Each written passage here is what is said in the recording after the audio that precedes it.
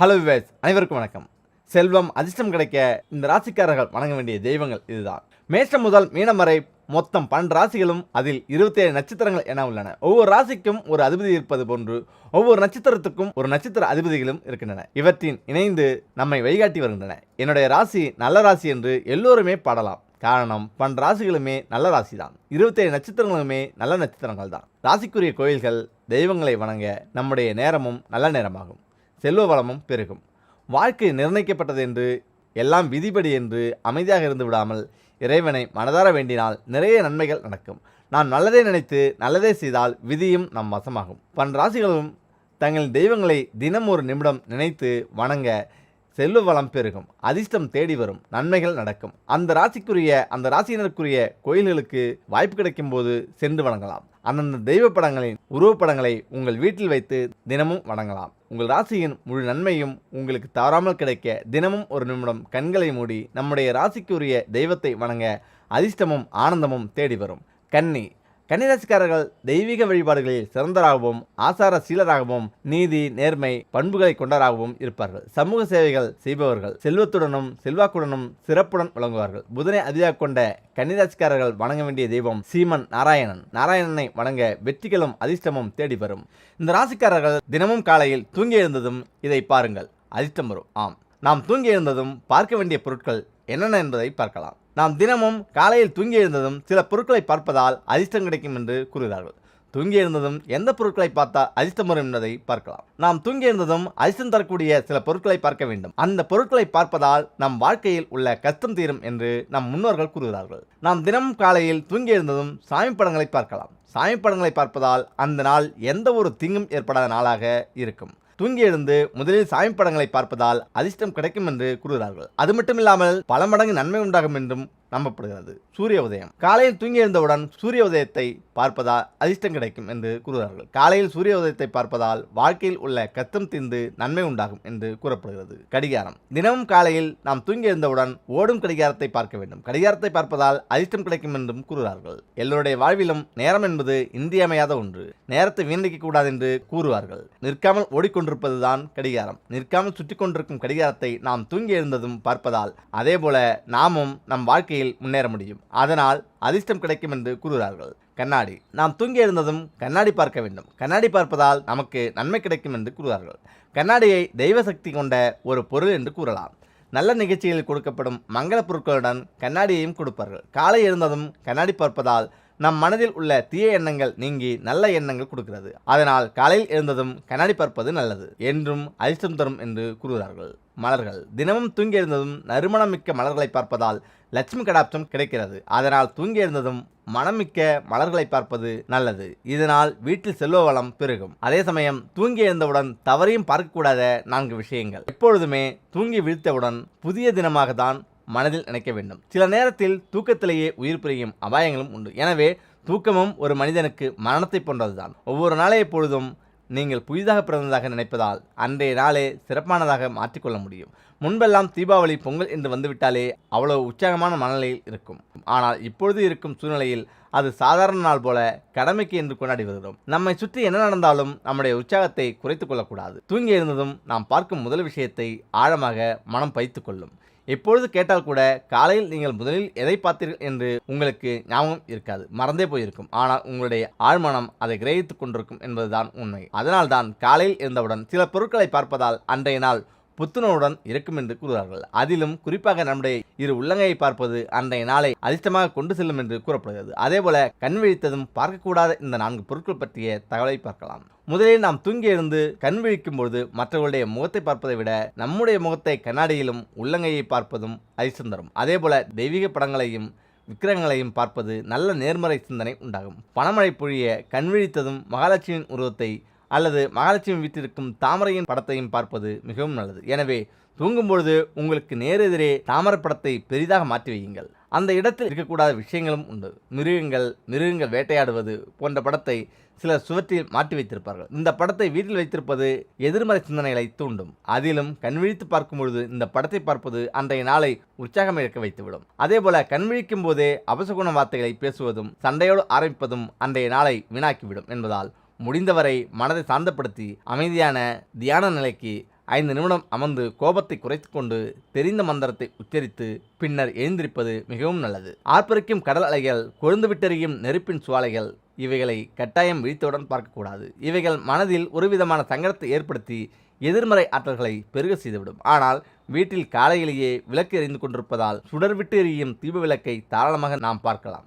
இதனால் அதிர்ஷ்டங்கள் பெருகி வரும், நல்ல விஷயங்கள் எல்லாம் நடைபெறும். அன்றைய நாளில் புதிய செய்திகளும் வாய்ப்புகளும் கிடைக்கும். கோபுர தரிசனம் கோடி புண்ணியம் என்பார்கள். எழுந்ததும் கோவில் கோபுரத்தை நேரடியாகவோ அல்லது படமாகவோ பார்ப்பது கோடி புண்ணியத்தை கொண்டு சேர்க்கும். இந்த பொருட்களுக்கு தகுந்தவாறு உங்களுடைய அமைப்பை மாற்றிக்கொள்வது மிகவும் நல்லது. அதேபோல எதிர்காலத்தில் வரப்போகும் எதிர்பாராத கஷ்டங்களை கூட தடுத்து நிறுத்தும் சக்தி இறைவனுக்கும் இந்த ஒரு பொருளுக்கும் உண்டு. அது என்ன பொருள்? அந்த காலத்தில் நம்முடைய முன்னோர்கள் எதிர்ப்புகள் இல்லாமல், கஷ்டங்கள் இல்லாமல் தங்களுடைய வாழ்க்கையை சுலபமாக வாழ்ந்து முடித்து விட்டார்கள். எதிர்ப்புகளும் கஷ்டங்களும் சுத்தமாக இல்லை என்று சொல்லிவிட முடியாது.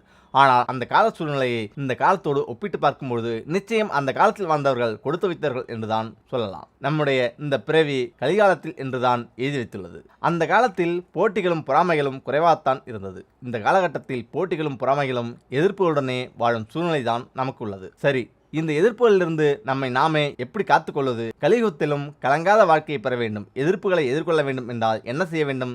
இதற்கான தீர்வை தான் பார்க்க போகிறோம். உங்களுடைய தொழிலில் உங்களால் முன்னேற முடியவில்லை, உங்களுடைய வாழ்க்கையில் உங்களால் முன்னேற்றம் அடையவில்லை என்னும் பட்சத்தில் ராஜ வாழ்க்கை வாழ வேண்டும் எண்ணம் மட்டும் உங்களுக்கு இருக்கிறது. நீங்கள் செய்ய வேண்டியது இது ஒன்று மட்டும்தான். உங்களுடைய வீட்டிலும் நீங்கள் தொழில் செய்யும் இடத்திலும் கலியுகத்தின் கண்கண்ட தெய்வமான முருகர் வழிபாட்டை மேற்கொள்ள வேண்டும். குறிப்பாக அரசகோலத்தில் இருக்கும் ராஜ அலங்காரத்தில் இருக்கும் முருகனை வழிபடுவது நம்முடைய வாழ்க்கையில் விரைவான முன்னேற்றத்தையும் தேடி தரும். முதலில் உங்கள் வீட்டு பூஜை அறையில் இந்த ராஜா கோலத்தில் இருக்கும் முருகப்பெருமானின் திருவுருவ படத்தை வாங்கி வையுங்கள். தினந்தோறும் இந்த முருகருக்கு தீபம் ஒன்று ஏற்றி வைத்துவிட்டு கண்களை திறந்து ராஜ அலங்காரத்தில் இருக்கும் முருகரை தலை முதல் பாதம் வரை உற்று நோக்கி உங்களுடைய வாழ்க்கையில் வெற்றி பெற வேண்டும் என்ற வேண்டுதலை வைக்க வேண்டும். நீங்கள் முருகப்பெருமானை பார்க்கும் பொழுது உங்களுடைய மனதை ஒருநிலைப்படுத்தி அந்த உருவம் உங்களுடைய மனதில் ஆழமாக பதிய வேண்டும். அதேபோல நீங்கள் தொழில் செய்யும் இடத்தில் உங்கள் பார்வைக்கு எதிரே பெரிய அளவில் அரச கோலத்தில் இருக்கும் முருகன் படத்தை மாட்டி வையுங்கள். உங்களது கண் பார்வை முருகனை காண வேண்டும். இதோடு மட்டுமில்லாமல் எதிர்பாராத இழப்புகள், எதிர்பாராத பிரச்சனைகளிலிருந்து நம்மை காக்கும் சக்தி முருகன் கையில் இருக்கும் வேலாயுதத்திற்கு உண்டு. வாழ்க்கையில் ஒருவருக்கு எதிர்பாராத விபத்தின் மூலமாக எதிர்பாராத இழப்புகள் ஏற்பட்டு கொண்டே இருக்கிறது. இதனை சமாளிக்க வேண்டுமென்றால் உங்களுடைய வீட்டில் சிறிய அளவிலான வேலொன்றை வாங்கி வைத்து வழிபாடு செய்து வர வேண்டும். சிறிய அளவிலான வேலை பித்தளையில் கூட வாங்கி வைக்கலாம், வேறொன்றும் கிடையாது. அவரவர் வசதிக்கேற்ப வேலை தங்கத்தில் வைத்து கூட வணங்கலாம். அந்த வேலின் முனைப்பகுதியில் மேல் பக்கத்தில் செவ்வாய்க்கிழமை அன்றும் வெள்ளிக்கிழமையும் எலுமிச்சை பழத்தை சொருகி உங்களுக்கு வரக்கூடிய எதிர்பாராத கஷ்டங்கள் வராமல் இருக்க வேண்டும் என்று முருகப்பெருமானை வேண்டிக் கொண்டால் எதிர்பாராத இழப்புகள் உங்களை நிச்சயம் நெருங்கவே நெருங்காது என்று சாஸ்திரத்தில் சொல்லப்பட்டுள்ளது. எதிர்பாராத எதிர்ப்புகள் என்றால் எதிர்பாராமல் ஏற்படும் விபத்து, எதிர்பாராமல் ஏற்படும் நஷ்டம், எதிர்பாராமல் ஏற்படும் உயிரிழப்பு. இப்படி உங்களுடைய வாழ்க்கையிலும் சரி, உங்களுடைய தொழிலும் சரி, எதிர்பாராமல் எந்த நஷ்டமும் ஏற்படாமல் இருக்க முருகப்பெருமானை இந்த முறையில் தொடர்ந்து வழிபாடு செய்து வாருங்கள். நிச்சயம் அந்த முருகப்பெருமான் கை கொடுப்பார். அதேபோல செல்வம் வீடு தேடி வர இந்த பரிகாரம் பண்ணுங்க. அந்த அமாவாசை நாளில் மகாலட்சுமி அருள் கண்டிப்பாக கிடைக்கும். பொன்னும் பொருளும் உங்கள் வீடு தேடி வர வெள்ளிக்கிழமையில் வந்திருக்கும் இந்த அமாவாசை நாளில் தேவி மகாலட்சுமியின் அருள் கிடைக்க இந்த பரிகாரங்களை செய்யுங்கள். செல்வம் தானாக வரும். ஒவ்வொரு அமாவாசை நாளிலும் நாம் முன்னோர்களுக்கு திதி கொடுப்பது, வீட்டில் இருக்கும் கந்திஷ்டிகள் போக பரிகாரம் செய்வது போன்றவற்றை தான் நாம் பெரும்பாலும் செய்கிறோம். ஆனால் இந்த அமாவாசையில் பொன்னும் பொருளும் நம்மை தேடி வர தேவி மகாலட்சுமியின் பரிபூர்ண அருளையும் பெற ஒரு எளிய பரிகாரம் செய்ய வேண்டும். அப்படி என்ன பரிகாரம் செய்ய வேண்டும் என்பதை பார்க்கலாம். அமாவாசை நாளில் நம் முன்னோர்களுக்கு கொடுக்க வேண்டிய திதியை தவறாமல் கொடுக்க வேண்டும். உங்கள் வீட்டிற்கு அருகில் உள்ள கோயிலில் தீபம் ஏற்றி வழிபட வேண்டும். பின் யாராவது ஒருவருக்கு ஒருவேளை உணவை அன்னதானமாக வழங்க வேண்டும். இவ்வாறு உணவு வழங்கும் போது உங்கள் வாழ்க்கையில் உள்ள துன்பங்கள் மற்றும் கஷ்டங்கள் அனைத்தும் நீங்கும்.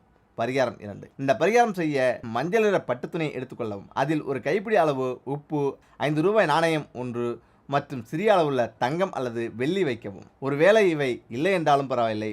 பின் துணியை மஞ்சள் நிற நூலால் முடிச்சை கட்டி உங்கள் வீட்டு பூஜை அறையில் வைத்துவிட்டு சாம்பிராணி தூபம் காட்டி உங்கள் குலதெய்வம் மற்றும் தேவி மகாலட்சுமியை மனதார நினைக்கவும். மேலும் உங்கள் வீட்டில் உள்ள கெட்ட சக்திகள் அனைத்தும் நீங்கவும், உங்களுக்கு பொன்னும் பொருளும் கிடைக்கவும், நல்லாட்சியுடன் வாழ வேண்டும் என்று மனதார வேண்டிக் கொள்ளுங்கள். பின் இந்த முடிச்சை உங்கள் வீட்டின் நிலைவாசலில் காலையில் 10 - 11, மதியம் 1 - 2 மணி, 6 - 7 மணி, இரவு 8 மணியிலிருந்து 9 இப்படியாக 4 வேளையில் இதை கட்டவும்.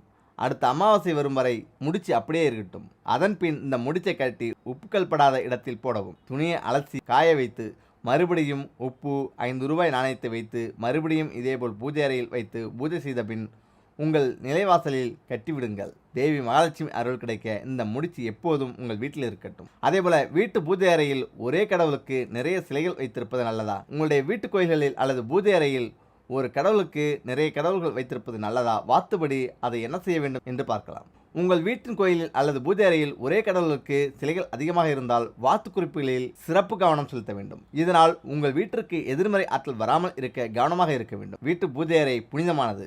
இங்கு எப்போதும் நேர்மறை ஆற்றல் இருக்கும். உங்களுடைய வழிபாட்டு இல்லத்தில் ஒரே கடவுளுக்கு ஒன்றுக்கு மேற்பட்ட கடவுள்களை வைத்திருந்தால் அவற்றை நேருக்கு நேர் வைக்கக்கூடாது. இது எதிர்மறை ஆற்றலை உருவாக்கும். அத்தகைய சூழ்நிலையில் அவற்றை அகற்ற அல்லது அவற்றின் திசையை மாற்ற வேண்டும். இரு சிலைகளும் ஒன்றை ஒன்று தொடாமல் இருக்க வேண்டும். இதனால் எதிர்மறையான ஆற்றல் ஏற்படுத்தாது. அவற்றை வீட்டில் வெவ்வேறு இடங்களில் வைக்கலாம். பல சமயங்களில் நமது வழிபாட்டு இல்லத்தில் ஒரு கடவுள் சிலை அதிகமாக மாறுவது நடக்கிறது. நாம் வெவ்வேறு காரணங்களுக்காக அதை வாங்கி வைப்போம். ஆனால் இதை செய்யக்கூடாது. உங்கள் வழிபாட்டு இல்லத்தில் ஒரே ஒரு சிலையை மட்டும் வைத்துக் கொள்ளுங்கள். இல்லையெனில் அவற்றை இணைத்து நிறுவவும். உங்கள் பூஜை அறையில் எப்போதும் நேர்மறை ஆற்றலை தரும் சிலைகளை வைக்கும்போது உங்கள் முதுகை காட்டக்கூடாது. ஒரே கடவுளின் சிலையை மட்டுமே வீட்டில் வைத்து வழிபடக்கூடாது என்று கூறப்படுகிறது. 2 விநாயகர் சிலைகள் இருந்தால் அவற்றை வீட்டில் வெவ்வேறு இடங்களில் வைக்கலாம். இதனுடன் எந்த சிலையை வைத்தாலும் அது உக்கிரமான வடிவம் இருக்கக்கூடாது.